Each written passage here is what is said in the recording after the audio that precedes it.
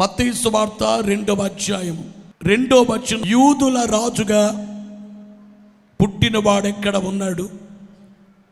తూర్పు దిక్కున మేము ఆయన నక్షత్రము చూచి ఆయనను పూజింపవచ్చితిమని చెప్పిరి. ప్రభునందు ప్రియులారా, చదువుబడినటువంటి వచనములో తూర్పు దేశము నుండి లేక పర్షియా నుండి ఈరోజు ఇరాన్ అనే దేశముగా పిలువబడుచున్న దేశము నుండి జ్ఞానులైన వారు వచ్చి తెలియజేసే మాట ఏమిటంటే, మేము ఆయనను పూజింపవచ్చితిమని చెప్పిరి. ఎందుకు వచ్చారట? పూజించడానికి వచ్చారు. ఎక్కడి నుంచి వచ్చారు? వేరే దేశము నుంచి వచ్చారు. ఎవరిని చూడటానికి? యేసు బాలుణ్ణి చూడటానికి. వేరే దేశస్తులకి ఈ బాలునితో సంబంధం ఏమిటి? మీ ఇంట్లో బాలుడు జన్మిస్తే లేక బాలిక జన్మిస్తే మీ ఇంటి వాళ్ళు మాత్రమే పండుగ చేసుకుంటారు, లేదా మీ బంధువులు మీతో పాటు సంతోషిస్తారు. మరి యేసునాథుడు ఇరాన్ దేశములో ఉన్న వారికి సంబంధం ఏంటి? మరియమ్మ వారికి తెలుసా? తెలియదు. యోసేపు తెలుసా? తెలియదు. యూదులు, యూదా గోత్రం ఇవన్నీ తెలుసా? ఏమీ తెలియదు. మరి ఏమి తెలుసని వచ్చారు? వారి గ్రంథములో జరతుష్ట్ర అనబడేటువంటి పండితుడు రాసింది, పరలోకము నుండి దేవుడు వస్తారు, ఆయన కన్యక గర్భముగా జన్మిస్తారు, మీరు ఆయనను పూజించండి. ఆయన జన్మించినప్పుడు ఆకాశములో ఒక విచిత్రమైన తార వెలుస్తుంది. ఇదే గుర్తు. మీరు ఆ నక్షత్రాన్ని ఆధారముగా చేసుకుని వెళ్ళండి. ఆయన ఎక్కడ జన్మిస్తారంటే యెరూషలేము ప్రాంతములో జన్మిస్తారు అని ఇవన్నీ వ్రాయబడ్డాయి. గనుక యేసు వారు జన్మించగానే ఆకాశములో నక్షత్రం వెలిసింది. ఆ నక్షత్రం విచిత్రమైన నక్షత్రం, భూమికి దగ్గరగా వచ్చిన నక్షత్రం.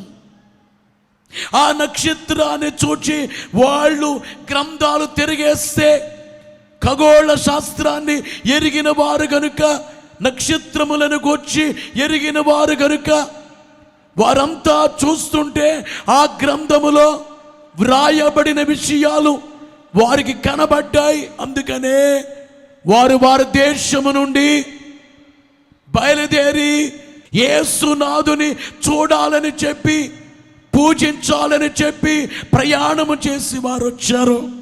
అందరూ జాగ్రత్తగా వినాలి. ఈ వేళ దేవుని సన్నిధికి వెళ్ళేవారు ఎందుకు వెళ్ళాలి?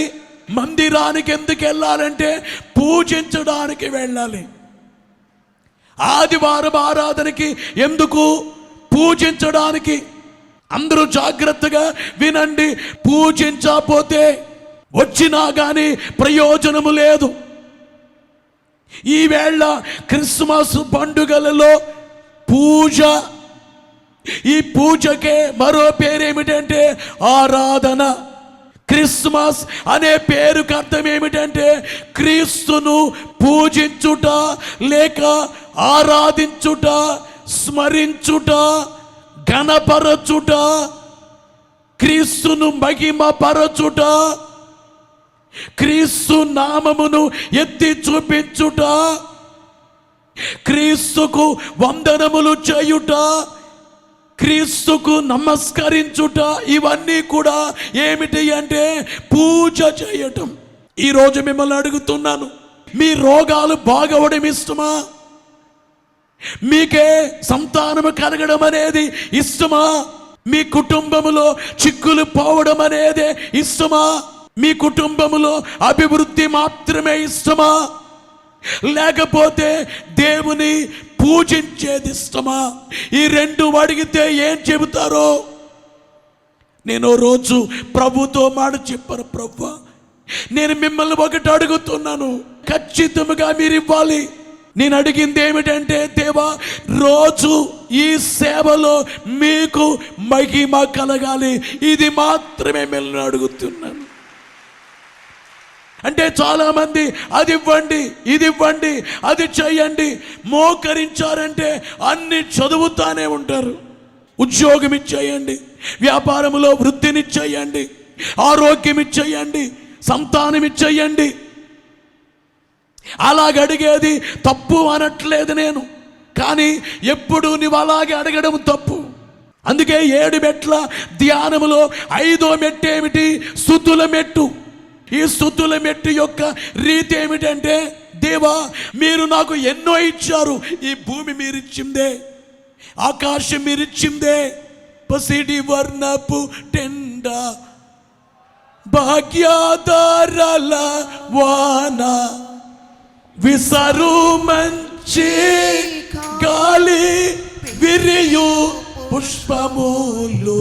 పసిడి వర్ణపు టెండ, భాగ్యధారల వాన, విసరు మంచి గాలి, విరియు పుష్పములు.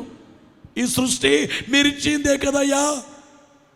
నా తల్లి గర్భములో ఉండగా నన్ను సృష్టించింది మీరే కదయ్యా. నా పాపాల కొరకై సిలువ వేయబడి నా పాప భారాన్ని, వ్యాధి భారాన్ని, శిక్ష భారాన్ని వహించింది మీరే కదయ్యా. నా కొరకై పరిశుద్ధాత్మనిచ్చింది మీరే కదయ్యా. నాకు పరలోకాన్ని ఇవ్వబోయేది మీరే కదయ్యా. ఇవన్నీ ఇచ్చారు. ఇవన్నీ చాలా ముఖ్యమైనవి. వీటన్నిటిలో స్వస్థత అనేది చిన్నది, ఆరోగ్యం అనేది చిన్నది, సంతానం అనేది చిన్నది. పెద్దవి ఇచ్చేశారు మీరు, అసలైనవి ఇచ్చేశారు. రేపు నాకు పరలోకం నాదే, నేను వస్తాను పరలోకానికి. ప్రభునందు ప్రియమైనటువంటి దేవుని విశ్వాసులారా, నీ జీవిత కాలములో దేవుడిచ్చిన అసలైన వాటిని తలంచుకుంటే నీవు దేవుని పూజించవచ్చు. ఈవేళ ప్రపంచమంతా క్రిస్మస్ పండుగలు జరుగుతాయి. డిసెంబర్ 1 నుంచే క్రిస్మస్లు జరుగుతాయి, కానీ పూజ జరుగుతుందా? క్రిస్మస్లో పూజ, క్రిస్మస్లో ఆరాధన. మేము ఆయన పూజించడానికి వచ్చాం. పెద్ద పెద్ద స్టేజీలు కట్టి ఏవేవో పాటలు పెట్టి డాన్సులు వేస్తే పూజేనా? విందులు వినోదాలు చేస్తే పూజించినట్టేనా? అలాగ తృప్తి పడిపోదామా? చిన్న పిల్లలు పాటలు పాడి ఆడ హ్యాపీ క్రిస్మస్ అని చెబితే అదే సరిపోద్దా? పూజించే రీతి ఏమిటి? మేము ఆయనను పూజింపవచ్చితిమి. జ్ఞానులు ఏమంటున్నారు? మేమేదో చూచి వెళ్ళిపోవటం కాదు, మేము ఆయన్ని పూజించడానికి వచ్చాం. ఏ పని మీద వచ్చామో ఆ పని చేసి మేము వెళ్ళాలి.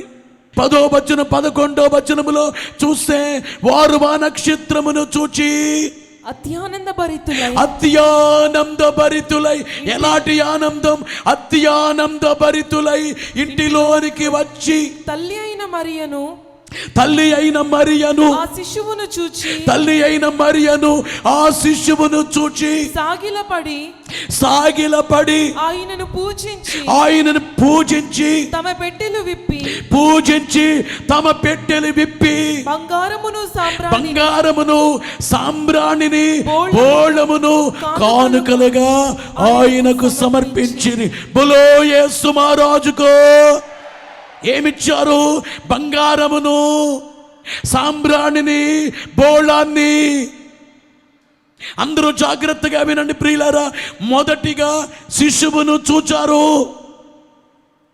అందుకనే క్రిస్మస్ లోకి వచ్చిన అందరూ కూడా మోకాళ్ళ మీద ఉండి మనోనిదానముతో దేవుని చూడాలి. మనోనిదానముతో 2000 సంవత్సరాల క్రితం జరిగిన కార్యాన్ని చూడాలి. ఇంటిలోనికి వచ్చి శిశువును చూచారు, సాగిలపడ్డారు. మూడోది పూజించారు. అందుకే నేను అంటాను, క్రిస్మస్లో కనీసం అర్ధగంట అయినా మోకరించాలి.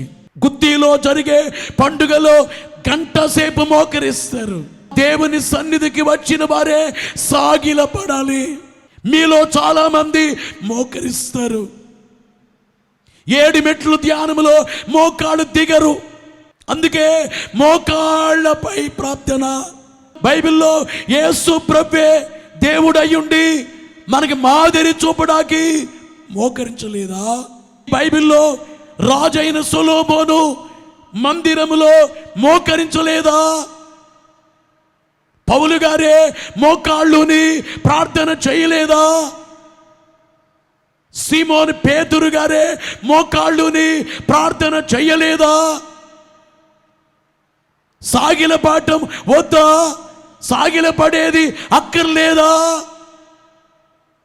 ప్రభునందు ప్రియులారా, మీ అందరికీ తెలియజేసే ప్రాముఖ్యమైనటువంటి మాట ఏమిటంటే, ఇదిగో ఈ జ్ఞానులైన వారు వచ్చి వారు చేసేది ఏమిటంటే చూచారు, రెండోది సాగిలపడ్డారు. ఈవేళ మనము సాగిలపడేదే మోకరించి దేవుని స్తుతించడం, మోకరించటం. మీ జీవితంలో సాగిలపడేది ఎంతవరకు నేర్చుకున్నారు? మా చిన్నప్పుడే మా తల్లిదండ్రులు మాకు నేర్పించింది ఏమిటంటే మోకాళ్ళ జీవితం. మా నాన్నగారు మాకిచ్చినటువంటి ఆస్తి ప్రార్థన. మా తల్లిదండ్రులు ఇచ్చింది ఏమిటంటే బంగారము కంటే, పొలాల కంటే, భాగ్యాల కంటే, ఇళ్ళు కంటే మించినటువంటిది వారు చేశారు. అదేమిటంటే మోకరించి దేవునికి ప్రార్థన చేశారు. దేవునికి ప్రార్థన. ఆ ప్రార్థనలన్నీ కూడా దేవుని సన్నిధికి వెళ్ళిపోయాయి. అమ్మా, మీ పిల్లల కొరకే ఏడుస్తున్నవే, నీ కుమార్తె కొరకు కన్నీళ్లు కారుస్తున్నవే. ఈ అమ్మాయి ఏమైపోద్ది, ఈ అబ్బాయి ఏమైపోతాడు అంటున్నావే.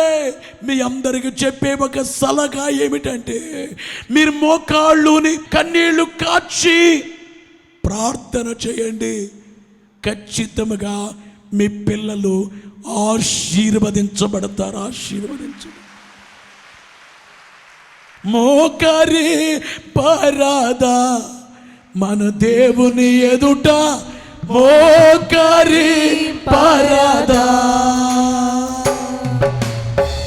మోకరి పరాదా మన దేవుని ఎదుట, చేతులు పైకి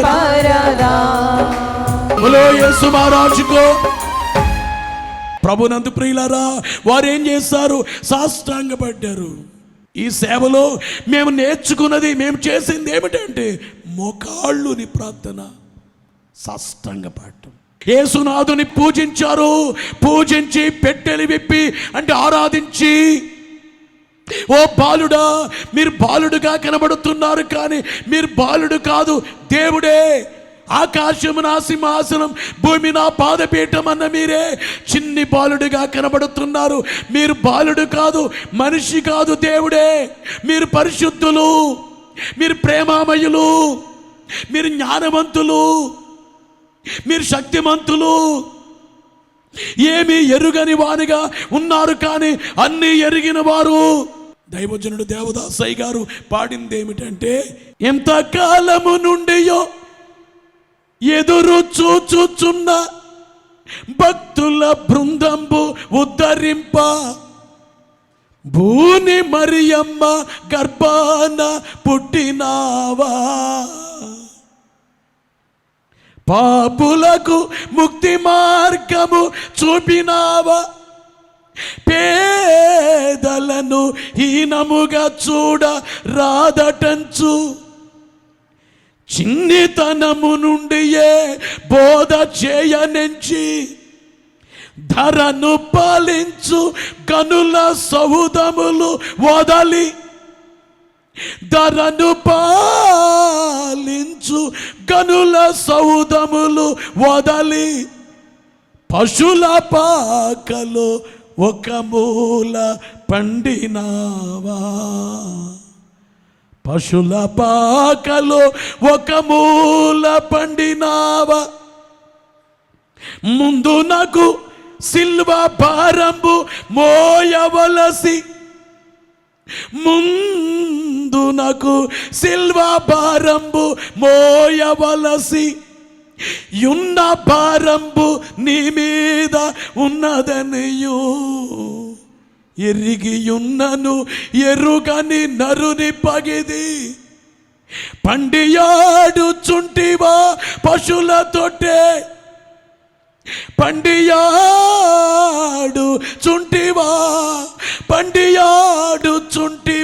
పశులతోటే పశులతోటే ఏమీ ఎరుగని వారిగా ఉన్న యేసునాథుని చూచి పూజించారు. పెట్టెలు విప్పి ఏమిచ్చారు?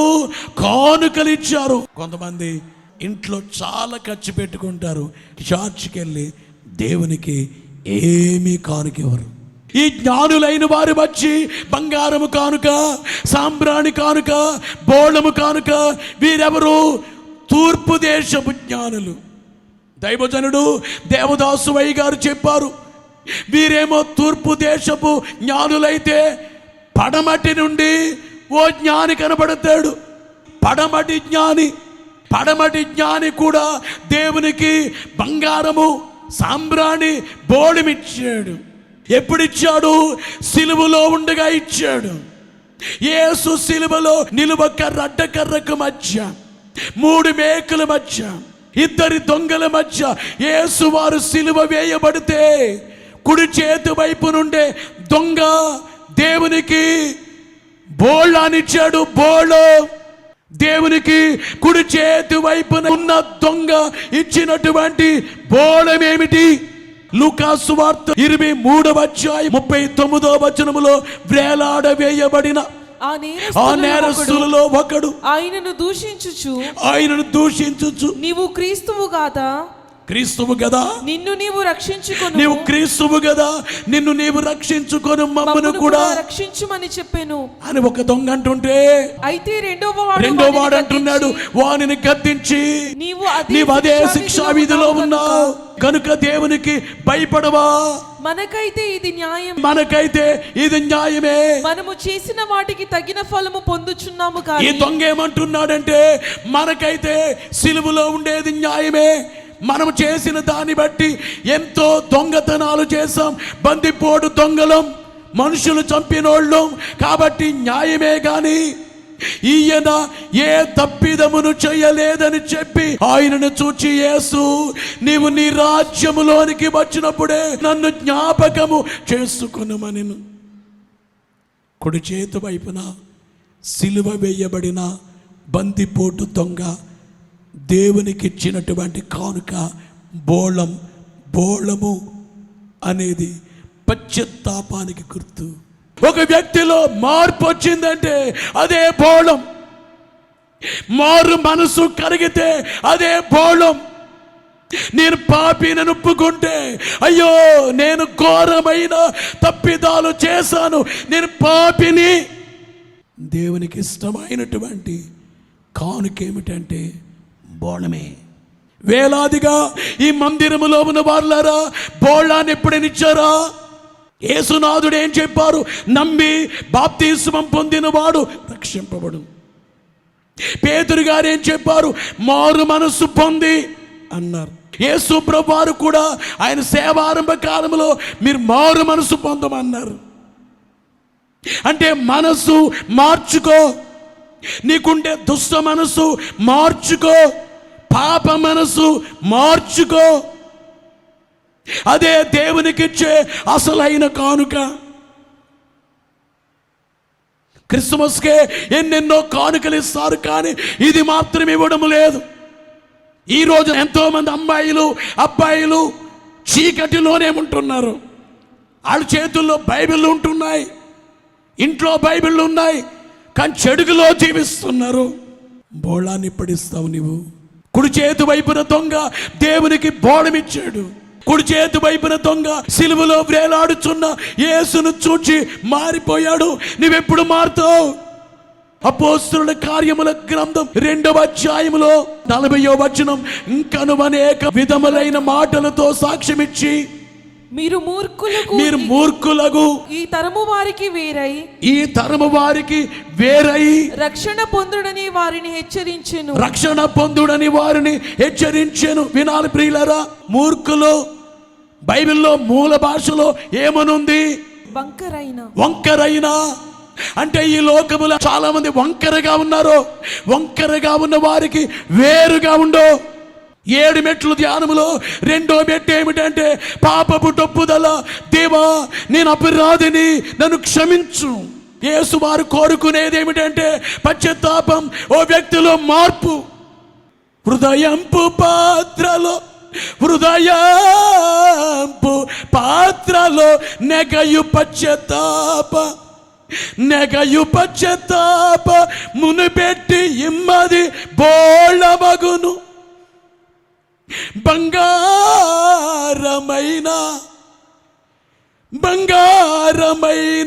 సాంబ్రాణి అయిన బోళమైన లేదను చింత మానవలయు. బంగారమైన, నా దగ్గర బంగారం లేదే ఇవుటాకి. బంగారమైన సాంబ్రాణి అయిన బోళమైన లేదను చింత మానవలయు. హృదయంపు పాత్రలో ఎగయు పశ్చాత్తాప మునిపెట్టి ఇమ్మది బోళమగును. దేవునికి ఏమి ఇవ్వాలి? బోళాన్ని ఇవ్వాలి. ఏంటా బోళం? పశ్చాత్తాపం. క్రిస్మస్కే కొత్త బట్టలు వేసుకున్నావు, పిండి వంటలు చేసుకున్నావు, ఇంటికి పెయింట్లు వేసావు, ఇంటిపై స్టార్ కట్టావు, బంధువులను పిలిచి భోజనాలు పెట్టావు, ఇవన్నీ చేసావు. కానీ దేవునికి ఇచ్చే అసలైన కానుకము లేదు. అదే బోళం. దేవా, ఈ విషయంలో నేను పశ్చాత్తాపడుతున్నాను, ఈ విషయంలో నేను మార్పు చెందుతున్నాను, ఈ విషయంలో నేను కన్నీళ్లు కారుస్తున్నాను. ప్రభునందు ప్రియులారా, బోళము దేవునికి ఇచ్చాడు. 2వదిగా ఏమిటంటే సాంబ్రాణి ఇచ్చాడు. పడమటి జ్ఞాని. సాంబ్రాణి అనేది ప్రార్థనకు గుర్తు. ప్రార్థన. 141 దావీదు సంకీర్తన 2వ వచనములో నా ప్రార్థన ధూపము వలె. అంటే ప్రార్థన చేయటం, ధూపాన్ని వేయడం. నువ్వు మోకాళ్ళుని ప్రార్థన చేస్తున్నావంటే ధూపం వేస్తున్నావు. ఈ పొగ పైకి లేస్తుందో, నీవు గదిలో ప్రార్థించిన ప్రార్థనే పైకెళ్ళి దేవుని పాదానికి తగులుతుంది. ఆ యొక్క ప్రార్థన బలో యేసు మహారాజుకో. అయితే కుడి చేతి వైపున సిలువేయబడిన దొంగ ఏమని సాంబ్రాణి చూస్తే, యేసు నీ రాజ్యములో నన్ను జ్ఞాపకం చేసుకునమని ప్రార్థన చేశాడు. నీ రాజ్యములో నన్ను జ్ఞాపకం చేసుకో. యేసయ్యా, మీ రాజ్యము నాకు కావాలి. ఇదే సాంబ్రాణి. ఈవేళ మిమ్మల్ని అడుగుతున్నాను, జబ్బు తగ్గాలి, సంతానము కలగాలి, జయము రావాలి, పంటలు పండాలి, ఇల్లు కట్టాలి, ఇల్లు కొనుక్కోవాలి. ఇది అడగడం ఇది కాదు. ముఖ్యంగా దేవా, మీ రాజ్యం కావాలి, నేను మేఘం ఎక్కాలి, రక్షణలో ఎదగాలి, మీలో నేను ఎదగాలి, మీ కుమారుడిగా కుమార్తెగా ఉండాలి, మీ సన్నిధిలో ఉండాలి, మీరిచ్చే శక్తి నేను పొందాలి. ప్రార్థన. 3వ కానుక కుడి చేతి వైపున పడమడి జ్ఞానం అన్నారే, ఈ జ్ఞానిచ్చిన కానుక బంగారం ఇచ్చాడు. ఏంటి ఆ బంగారం అంటే, ఎడమ చేతి వైపున దొంగకి యేసు ప్రభు ఎవరో ఆ గొప్పతనాన్ని సువార్త చెబుతున్నాడు. సువార్త అనేదే బంగారము. నువ్వు గుత్తికి వస్తున్నావు, నీ బంధువులకి చెప్పవా? నీవెలా బలపడ్డావో చెప్పవా? యేసు ఎవరో నీవెరిగిన ప్రభునికి చెప్పవా? నీ వల్ల ఒక్కరైనా మారారా? నువ్వు కూలి పనికి వెళ్ళావు, నీ సాక్ష్యం చెప్పు. నీవెలా మారావో, నువ్వు హ్యాపీగా ఉన్నావో, ఆ హ్యాపీనెస్ కారణం ఏంటో నువ్వు సాక్ష్యం చెప్పు. యేసు ఎలాంటి వారో చెప్పు. అదే బంగారం. ఈ రోజున మీరు తీర్మానం చేసుకోండి, దేవా మీకు నేను బోళం ఇస్తాను, యేసు ప్రభువా మీకు నేను సాంబ్రాణి ఇస్తాను, యేసు ప్రభువా, నేను మీకు బంగారం ఇస్తాను, పశ్చాత్తాపం అనే బోళం ఇస్తాను, రెండోది ప్రార్థన అనబడే సాంబ్రాణి ఇస్తాను, మూడోది సువార్త అనే బంగారాన్ని మీకు ఇస్తానయ్యా. ఈ 3 కానుకలే నేను ఇచ్చి వేస్తానయ్యా మీకు. దేవునికి మహిమ కలుగును గాక. గనుక ప్రభునందు ప్రియులారా, దేవునికి అసలైన కానుకలు చెల్లించి ప్రభు రాకడకు సిద్ధపడి మేఘమెక్కు భాగ్యం దేవుడు మెండుగా దయచేయను గాక.